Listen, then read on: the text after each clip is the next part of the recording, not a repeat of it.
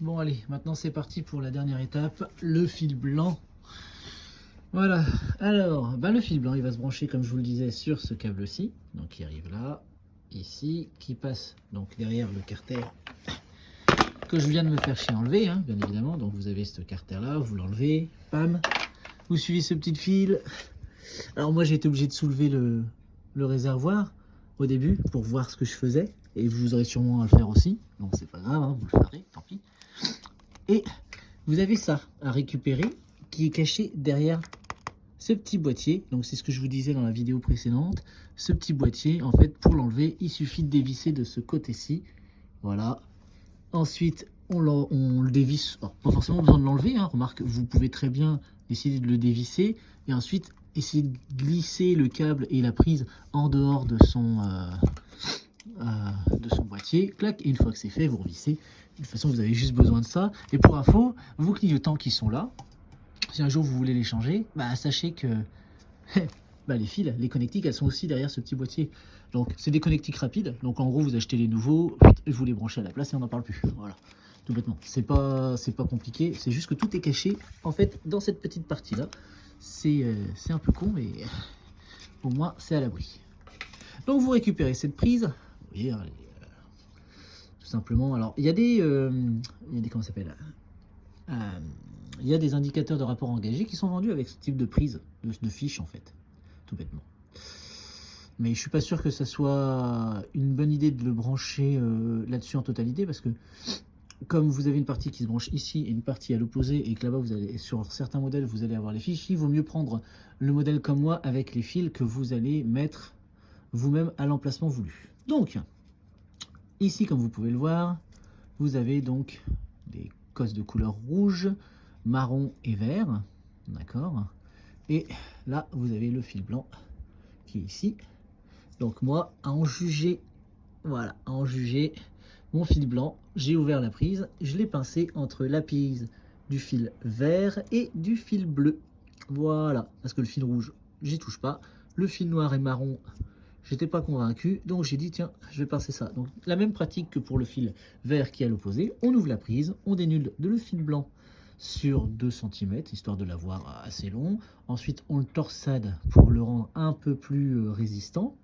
Et ensuite, on l'enfiche dans la prise femelle du fil bleu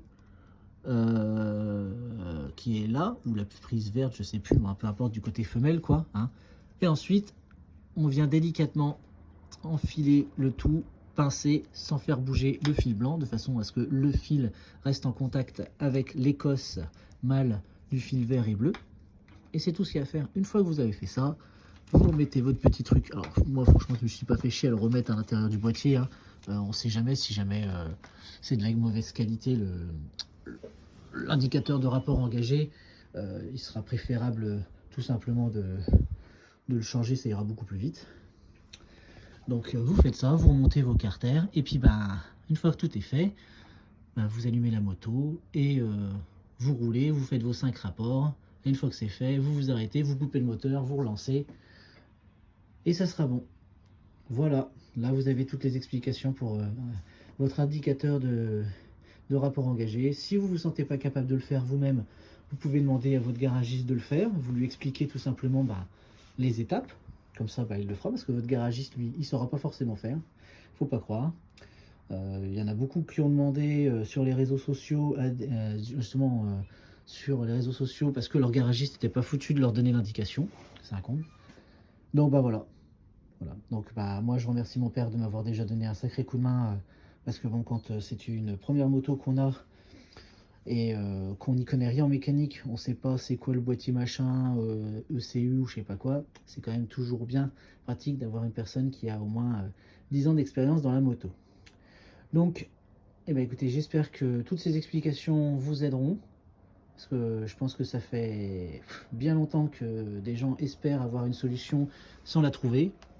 Donc j'espère que cette vidéo en aidera plus d'un, qu'elle fera le tour, le tour du monde, parce que il n'y a pas qu'en France que des gens achètent des Kiway, et la preuve, j'ai quelqu'un du Maroc qui m'a contacté pour pouvoir avoir les explications complètes. Donc vous voyez, hein, ça peut servir à pas mal de monde un peu partout.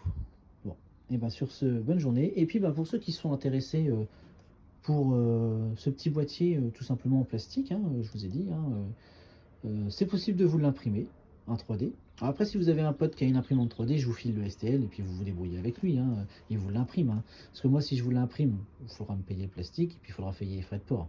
Après, bien évidemment, si j'ai beaucoup de commandes, ça va, voilà, ça permettra de rentabiliser le truc déjà plus facilement, mais ça vous coûtera de moins de 5 euros pour avoir un support à votre domicile envoyé par la poste. Donc c'est faisable. Voilà. Donc après, bah, au niveau des couleurs, bah, il y a noir, il y a gris, ça dépend ce que vous voulez, mais privilégiez le noir, quoi, que ça casse pas le look de votre compteur, quoi. Voilà tout. Bon, et bien sur ce, bonne journée.